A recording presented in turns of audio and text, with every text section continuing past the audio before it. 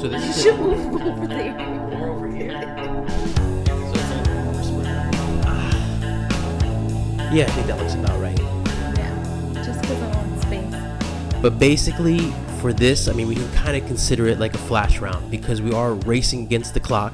Yeah. We needed to get this podcast out. Mm-hmm. We wanted to make sure it got out today. No excuses. But that didn't leave us much time for kind of preparation, making sure we had batteries and everything like that. So we have a battery for the camera, battery for the fucking audio, but they both are, about 45 minutes before they totally drain. So whatever we have to do today, we got to do it fast. Okay, hurry up.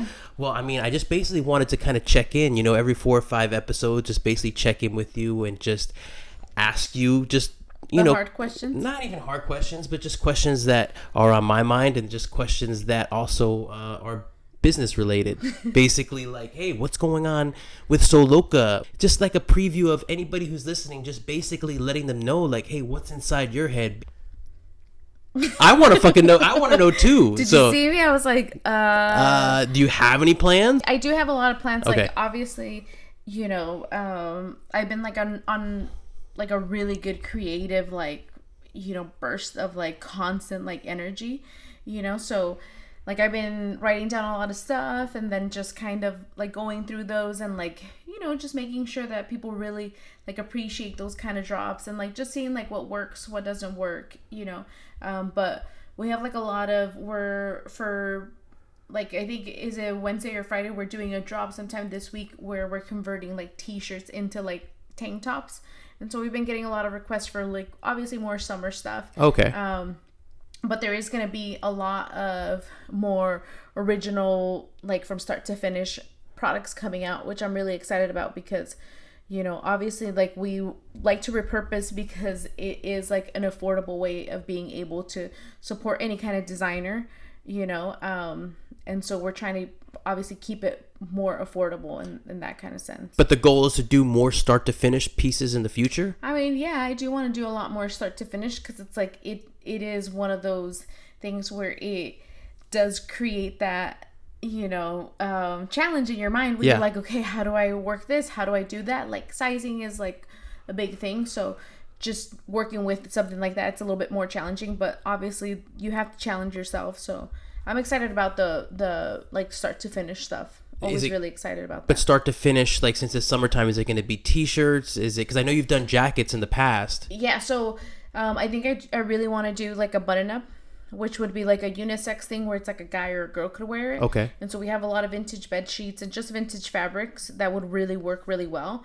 And so you could wear it, with like shorts and like a bikini top or just like a tank top under, and it would look really cool. So I want to do a lot of stuff like that, and then I do want to do like a top that's open in the back, that's reversible, so like that you're able to have like 2 different looks in one top. So I want to do something like that. Like shorts are like huge, I want to do like start to finish shorts. Okay. Like okay. And then what's going on this week? Like, so like the bleaching and the tie dyeing and stuff like that. Do you still find that fun? Yeah. Like even...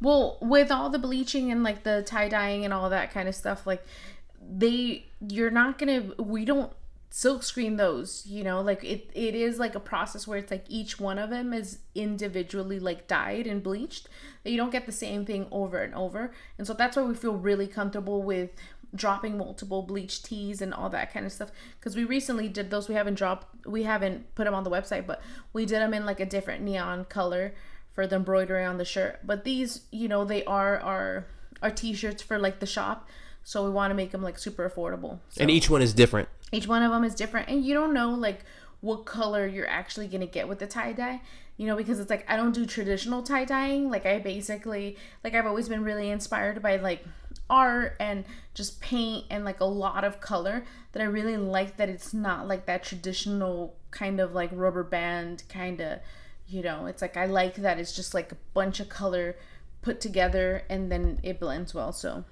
a lot of fun stuff coming for the summer. Yeah. And I think one of the things is too, like this is the first year you're going to participate in San Diego Design Week. Yeah. Tell us about that. So I'm excited about that because it's like, it's big shoes to fill. Like I've never, considered myself like any kind of like designer or anything like that. Like, so it's obviously like super, it's a humbling experience to like obviously be asked to participate into something like that. That's, you know, they obviously have like high standards for who they're picking and they approve you and all that kind of stuff. So it's exciting, but nerve-wracking because you're like, oh crap, like you don't want to disappoint, you know? So we've already started working on something for that. It's really cool. Anyone could come and tour the shop for Design Week. And so the shop is going to be completely open. You're going to be able to tour the studio. So you're going to bypass like the retail section and you're going to be able to see like where everything's made, which is really exciting if you like looking at people's studios, like workstations and stuff. And so I'm really excited about that because a lot of people, when they come into the shop, they kind of always want to go back there. And I'm like, well, there's nothing over there for sale, but you're welcome to check it out, you know? And so usually people are like, and then they don't. But I think the way that we're going to set it up is going to be really, like, it'll be fun and you'll be able to see, like, how something is made in the studio. And the actual project that they're seeing is what's been happening recently where these either design studios or furniture shops, they donate their fabric swatches to you. You know, these beautiful fabric swatches that they've used and basically have no use for. And instead of throwing it in a landfill, they donate it to you. Yeah. And then you've, you know, figured out a way through design to basically make it something fashionable, turn these swatches into an accessory that people want to wear. Exactly. So we're actually getting like a lot of, we have a few sections in the shop where it's like, it's just scraps. So it could be like something where it was like a leftover project and we have like a good amount of fabric for that. So that once we're done with that project, then we put it into a specific bin depending on like the weight of the fabric. So if it's a little bit more like thicker weight, then we put it into this bin. If it's lighter, we put it in that one. If it's t-shirts, we put it in another one. And so we have it separated like that. But usually it goes through the process of like, this is a piece where it's big enough for a, let's say like a zipper pouch, you know, and then after it gets cut down to a zipper pouch, whatever is remaining from that gets sorted out into a smaller section of like these leftover scraps. So it's like you're really like narrowing it down from like a piece that's like a sheet of paper to like a smaller piece, to then you get to decide like, well, this piece we can still use it, so let's put it into now this piece that is going to get made into a really cool like patchwork tote. So we're really excited about that because like I said, it's like we really make sure that it's like, instead of like, well, we don't need this, like we'll throw it in the trash. It's like we really like, there's like 4 different bins on the table and it's like, okay, how thin is this? Could we use it for the inside? How thick is this? Can we use it for this patchwork, you know? And so it really goes into everything, basically ends up getting used up, which we're really happy about. It gets used somewhere. And that's the cool thing, is that during Design Week, people are going to be able to come into the studio and basically see that process from like the donated swatches. They'll come in there and they'll get to actually feel like the swatches and what they look like when they're donated. Exactly. And they'll kind of see along the way of how they're sewed together and how basically use embroidery thread and how you use the leather straps to just make them into a handbag. Yeah. You know, and then putting the SL on it and everything like that. It's like, it's slow fashion, you know? And like you said in the video before, it's more of a status symbol of like, hey, you know, I actually give a shit about what's about waste and what's going on and everything like that with the fashion industry. Like, I don't want to buy a shirt every week and fucking toss it out. Yeah. You know? Like, so really, like, if you really think about it, like, slow fashion, and especially people that are really conscious of like where their clothes is coming from, then you really start to think about like, oh, like, well, that person is like, obviously they care about their neighbor, they care about their community, they care about the weight, how much waste they're producing, all that kind of stuff. So it's like someone that's just kind of like, I'm gonna buy all this crap and then next week I'm gonna buy more crap, then you're just kind of like, you're extremely selfish. You're kind of like fueling like this thing that's like obviously not good for any of the person that's like behind this thing, unless it's like the CEO of this huge company, you know, that's banking off of like someone that's like, just like, I'm here for the latest and the newest shit that's coming out. But when did that start? When did it become like taboo for somebody to be seen in the same outfit multiple times? Like, it just seemed like somewhere along the line, people were like, oh my God, I need something new because I already took a picture in that, or I already went out with that. But it's like, you would think that you can just can't you rock the multiple shirt to multiple different places multiple times? It's easier that way. Yeah, but I mean, like, that's the thing. Like, I think that's where it even predated fast fashion. You know, it was there that people wanted to fucking be in different shit all the time. Yeah. You know, and I think that just mindset has to change a little bit.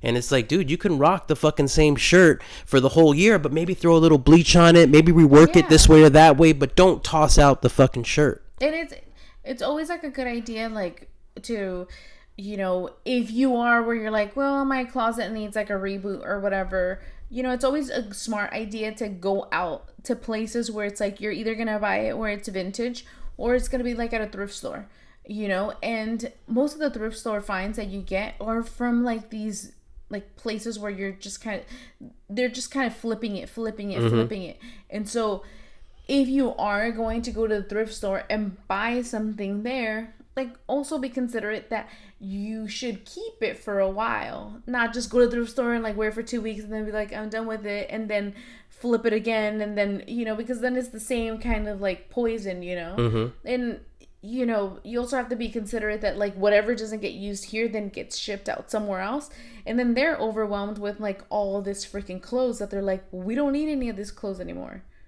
you know. Stop sending it.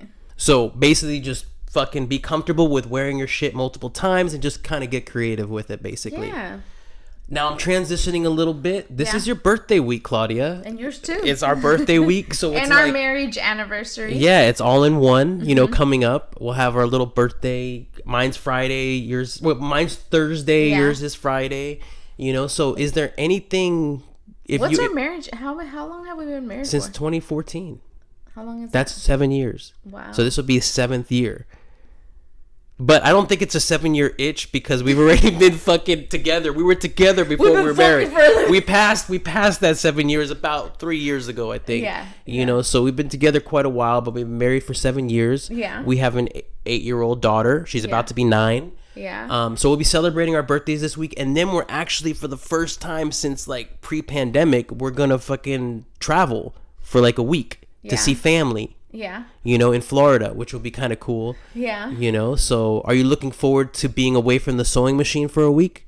I mean, I think that the sewing machine always like grounds me, and it's, you know, for me, like, I use it as like a therapeutic tool. So it's like when people are like, oh my God, you should work less, or you should, you know, like step away. For me, I'm like, that's like what brings me joy. And when you're telling me like, hey, you should step away from it, take a break from it, then it's kind of like, well, that's like the thing that like makes me feel good, gives me purpose, and you're asking me to step away from it. Yeah. So, you know, but it is very therapeutic in the sense where you're just kind of like, okay, this feels good, but it's also really good to step away for a little bit and then just get inspired by different things and like, you know, all that kind of stuff, and then come back and like be refreshed and want to like dive into it. Exactly, because when you're away from the studio or outside of that same environment, it allows you to be inspired a little bit. You can kind of get a new idea, see new things. Yeah. The thing about being in the studio is that you're in the studio. You're in those 4 walls all the time, and whatever you see around you has to inspire you. But sometimes it's good, I think, to get away from that.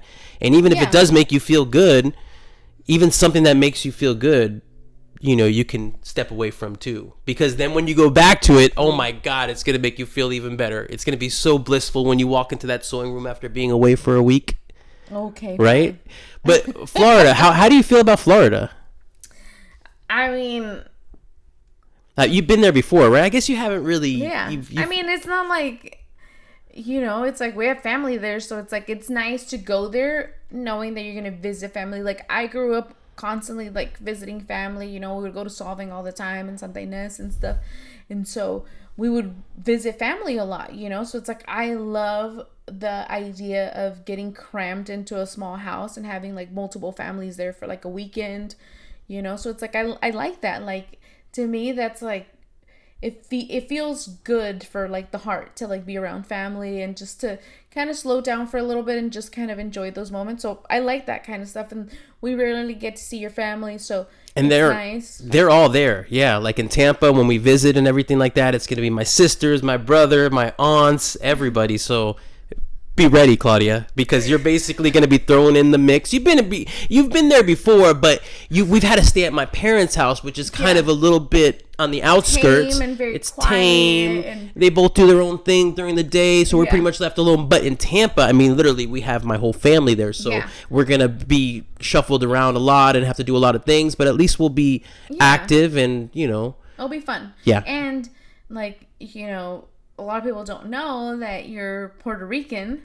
So it gets very loud and it gets very, so it's like the good thing about cooking going, is great. Exactly. The good thing about going there is that, like, sometimes your mom gives in and she's like, fine, I'll cook you guys something. And so, that's always nice because it's like, it feels good to have home cooked meals, and there isn't a lot of Puerto Rican food here. No, I mean, I've tried a few places, and there's a few places that are pretty good, but there's obviously nothing that comes close to, the spots that I used to have. Not even my mom; she's great too. But I mean, there was like some legit spots in Orlando when I used to live there. All throughout Florida, there's legit Puerto Rican spots, and there's nothing that's I've had in San Diego that's really hit even close to that level. So, I mean, and we've been to Puerto Rico too for our honeymoon, eating great mofongos. I don't think, that's the one thing, if I had to say San Diego was missing anything, it was just like a bomb ass fucking Puerto Rican restaurant. That's true. That's what it doesn't have right now, but who knows? Who knows? There is a few, but. Well, I mean, I'm not saying there's none, but I'm just saying, like, I want one that's like at least a 9 or a 10 out of 10. Like something that's going to shine, know? Like, that's what I'm looking for. Yeah. No, yeah. But so I mean, I know we're on a rapid fire here, but is there kind of anything else that you wanted to share? How was your weekend? I mean, we had the Frida weekend and everything. Yeah. So that was a lot of prep work. There's a lot of stuff that is done way before events like that happen, and it was like such a great event. There was actually a few things going on the block during that time, and that we were kind of prepping for a few weeks before things even happen. And so once it happens and it's like the day before, you're like, oh fuck, what is like major time sensitive? What do I have to get done tonight? What could I still squeeze in tomorrow? Like, so it was pretty intense because it's like we had to set up all the kit stations, we had to do all that kind of stuff, and in between running from one side of the block to the other side of the block, I would come into the shop, flip the embroidery hoop, put in a new thing. Hopefully it runs through its whole entire course. And then as I'm walking back to the other side of the block, I'm like reflipping it and putting another shirt in.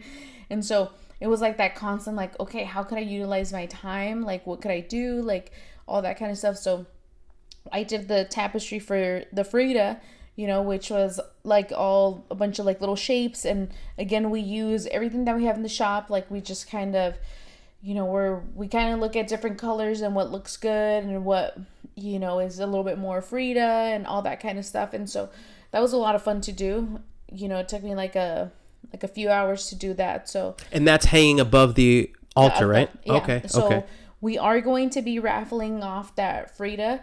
So, we're going to have 50 tickets for that tapestry, and they're going to sell for $10. And so all the proceeds are going to go back to Walk the Block, which now we have as a nonprofit, which is all for Logan, which would go into, like beautification projects, paying for like video promotions for like the businesses, stuff like that. Can we stop there for a second? Because that's another thing that happened this weekend was the video promotion for Logan Avenue. Yeah. And like that was paid for by Walk the Block. Yeah. Right? Basically like funds like that we kind of saved up with vendor booth fees and everything, and that all goes back into basically stuff that benefits the block. Yeah. So that was a really fun thing that we got to discuss, and like we had like a vision for like creating a video and stuff like that. And so the whole inspiration behind the video was we got to work with a really good, amazing videographer, and so we've seen his work before, and we were really blown away by like visual cachet. Yeah, Adam. He's fucking awesome. He does a great job. Super, amazing to work with. Like a pleasure, like the whole entire time. And so we had seen his video that he did, and we're like, oh shit, like this is the person that's gonna be able to capture like the vibe here, and like and so we had this vision of definitely like making sure that we are promoting all the women-owned businesses here, because it's like that really sets us aside from other districts. Like we have the most women-owned businesses in one small cluster of a few blocks, and so we really wanted to highlight that, and we really wanted to show, who's behind, like, basically, like running their businesses here, and it's mostly women, and it's mostly women of color, and so we really wanted to highlight that. And it was awesome. We had everyone to participate. I think it was like about 30 different businesses that he went in, he filmed, and he did all that kind of stuff. So really, we're really excited to see that. It's going to be like a few weeks before we get the whole video. So he's going to take time to edit and everything like that. Super cool. Yeah. So that was awesome and exciting and all that kind of stuff. And, we also on the same weekend, we had our cleanup crew that also came out on Saturday, and, they beautify the neighborhood. We don't have those kind of resources that the city of San Diego comes out and does for us, and so on this block especially, because we're not part of the maintenance assessment district. So we really want to make sure that, hey, like, if we have funding for that, which we usually do, like, that we're able to do those kind of things, because they're important. Like, we want to let people know, like, hey, we like keeping our community clean, we like keeping our streets clean, like, we enjoy having Steve come out with like his crew and like clean it up and get rid of the weeds, all that kind of stuff. So super cool. Yeah. Was there anything else that you wanted to say? No. You're good? You want to go to bed? No. What do you want to do? I want to eat. Okay, let's go. What do you want to eat? I don't know. Fuck, I hate that question. I want like pizza. There's some in the freezer. Okay. Okay. Did you want to say anything? No. Why? That was literally, hold on, 28 minutes. Short. You didn't want to say anything? I want to ask you some questions. Okay. So we're back. What? We realized we still got some battery, so we might as well let the battery, until it runs out. It's gonna beep. This is not gonna have a classic ending. It's just gonna end. Yeah. Okay. It's like a fucking Quentin Tarantino film. It just ends randomly. Or a David Lynch. David Lynch. Yeah. But as you're approaching your 40s,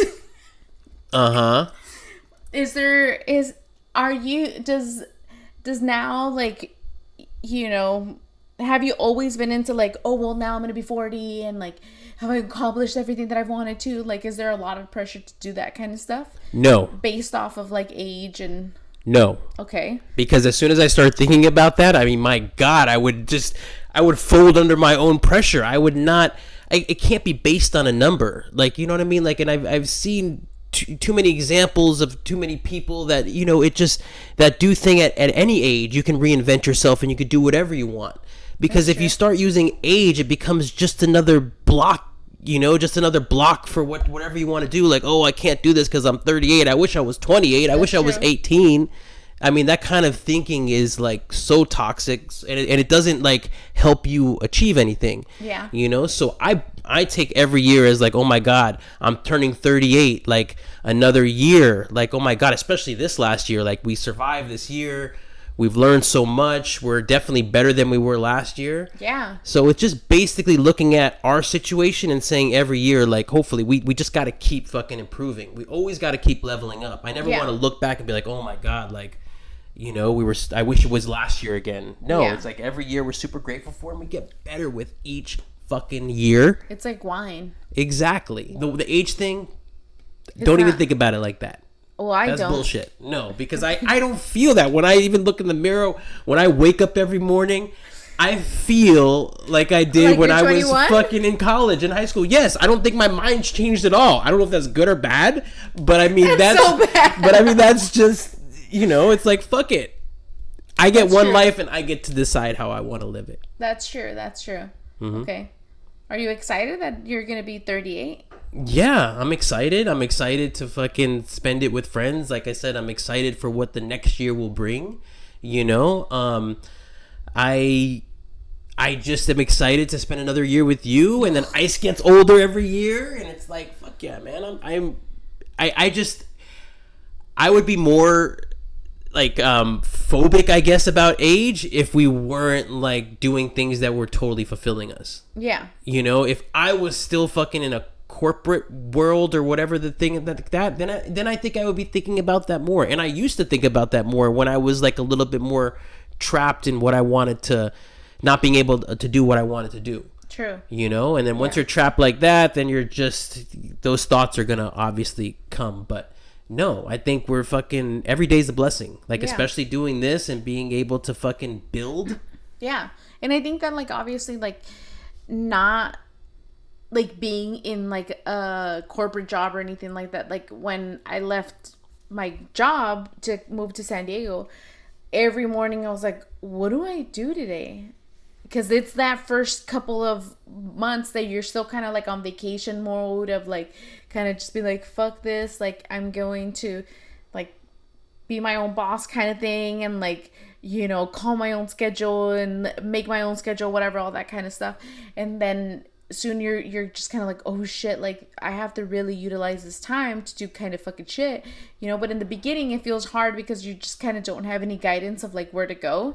So it does become a little intimidating. But I think once you get used to it, and then you're like, oh, look, I should do this, and I could do that, and I could, you know, the days really do get filled up really quick for us. Exactly. And the whole thing is just kind of creating the structure. But the main thing, I mean, that solves most of the problems is just waking up early. Yeah. That's it. If you can wake up at 7 or before, I mean, you're going to be able to fucking, your day's going to be good. Yeah. You know your day's going to be good. You're going to fill it up.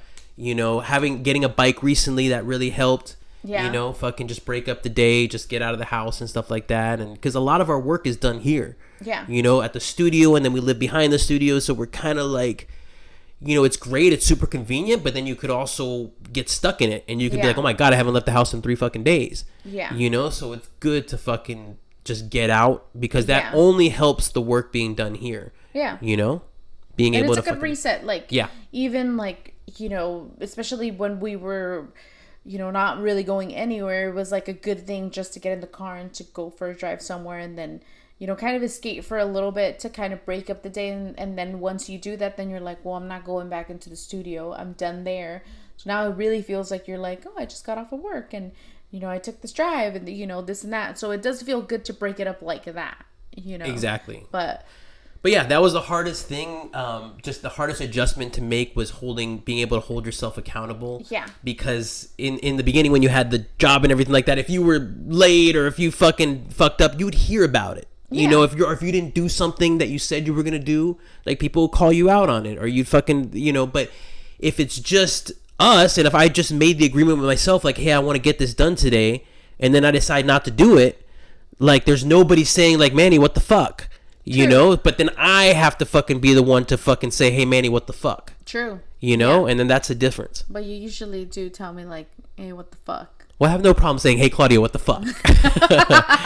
Claudia, what the fuck? No, that's so true. But at the same time, it does feel like really good to, you know, just work, you know, because I definitely consider myself a workaholic and a very proud one. Like, I enjoy, like, you know, I feel like if I'm not doing something, I get really anxious. It's like I have to always kind of have to be doing something. But I also feel like that really prepped me, you know, where it's like, look, it's like you're just hustling so much that it's like you do it for like this much long, and then it's like it just really catches up, you know. And so it's like I feel like that has always, you know, it's like if you really like saw how much like back and forth from like shop to house, like every single day, you would be like, this bitch does not fucking stop. Well, basically, because if there's nothing being created, like if you have a good weekend in the shop, the racks are empty. Yeah. So it's like we start the week again. It's like, oh my God, like we have to create like a bunch of zipper pouches, a new jacket, some more flannels, you know, to keep it like a variety in the shop, to basically have it filled again by that next weekend. Yeah. You know? And it's always good to, like, for me, like, I always like to make sure that there's new stuff, you know, where it's like, let's make sure that there's new stuff, because it's like new stuff brings like new energy.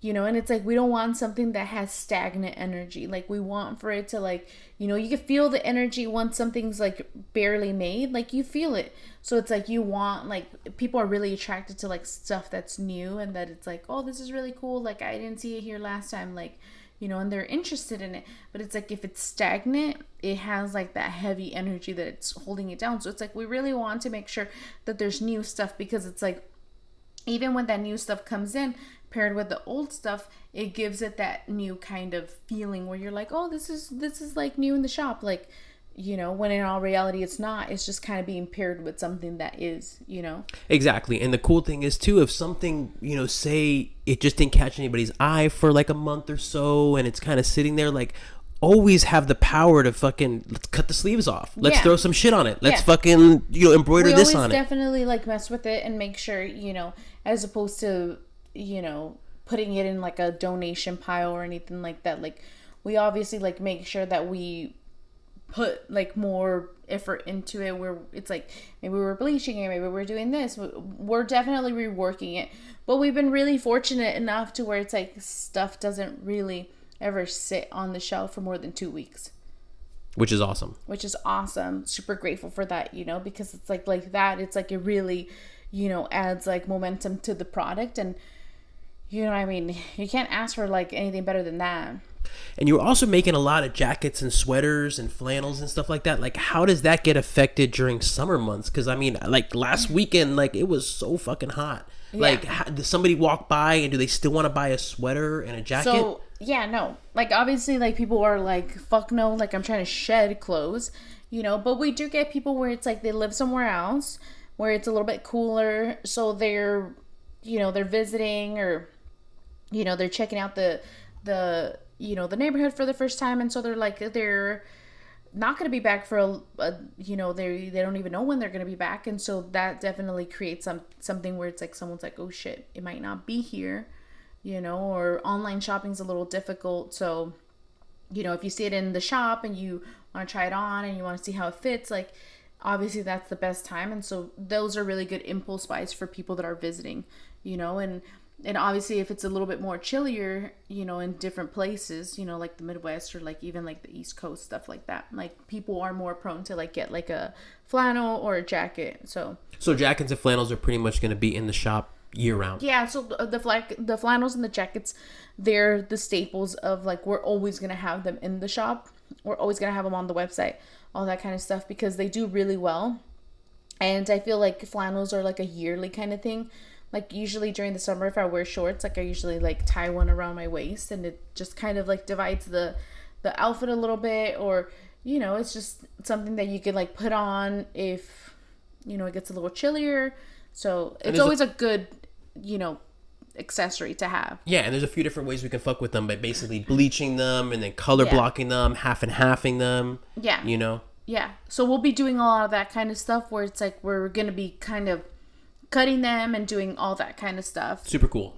And I also wanted to ask you about sewing with Loka. Yeah.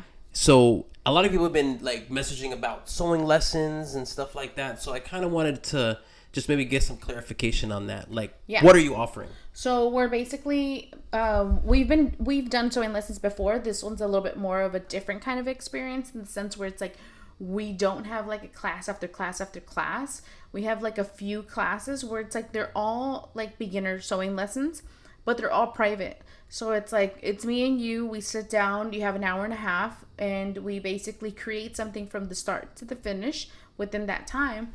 And then we like basically give you all these, like all this knowledge about the sewing machine, like how you could use it, like what, especially if you're bringing your own sewing machine, like what the parts are, all that kind of stuff. And then we sit down and we create this project. So there's a few different projects that we have for beginners that you get to choose from.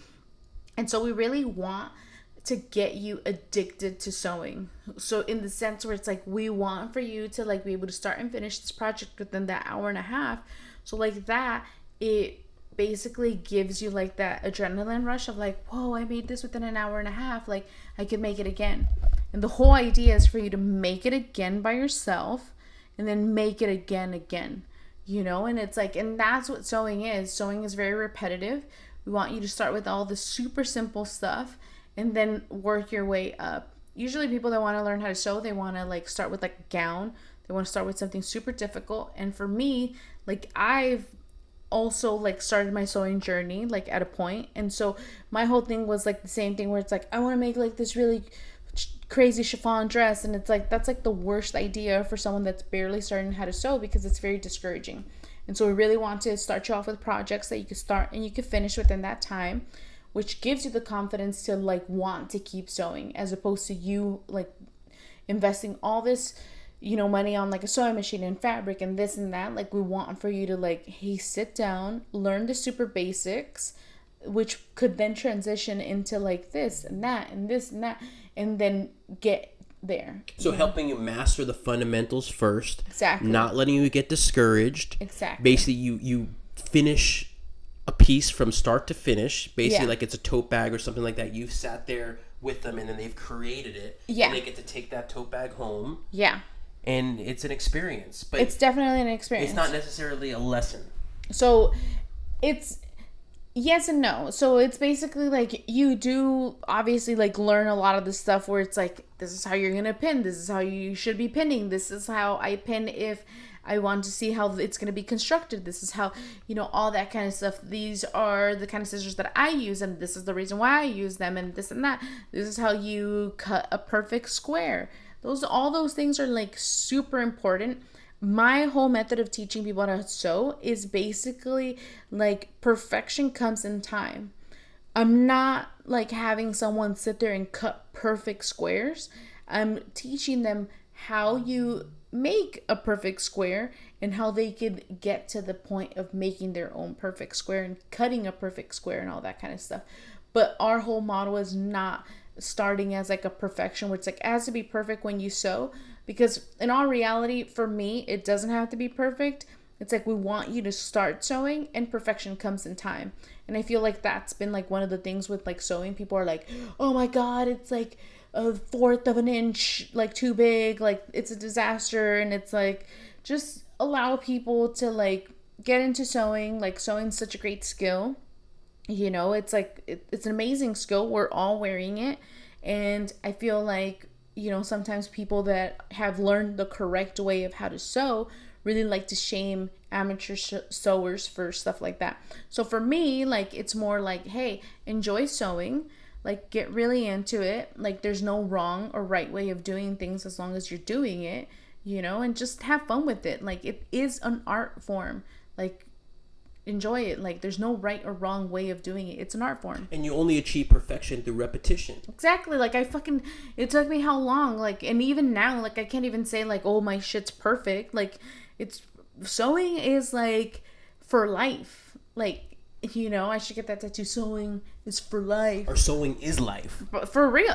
To me, sewing is life, because it's like it hasn't like been like one thing where it's like you go to school and then you're like 4 years later I'm like this pro. It's like every single different project that I work on is like something totally different, and there's a totally different stitch to learn on, or there's a totally different way of doing it, or there's a totally different this or a totally different that. And so it's like you could be adding piping, you could be adding bias tape, you could be adding all that kind of stuff, and each one of those things is so different, that it's like it never ends. And that's the awesome thing about sewing, because it's like it keeps your mind like on its toes, where you're like, oh, how could I make this better?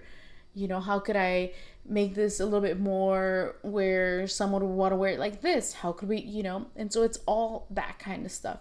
And I like that kind of stuff. It's a lot of fun, and it keeps your mind sharp. So yeah, that's why I'm very like for like enjoy it. Like, you're never gonna achieve like perfection with it, because there's always something new to learn. But that's the fun part about it.